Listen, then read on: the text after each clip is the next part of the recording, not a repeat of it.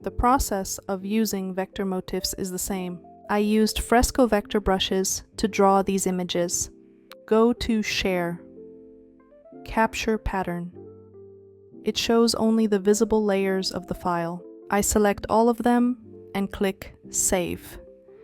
It uses the square grid by default. This time I want to use the third option, and I'll adjust the size and angle of the motifs.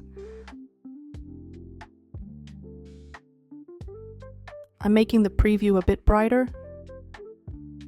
Activate the background color and saving the file. I rename it.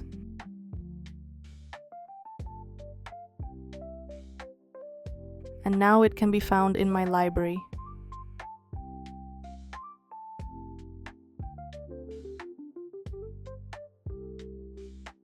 Vector pattern tiles can be saved in PNG or SVG formats. Here are some examples of other patterns I made.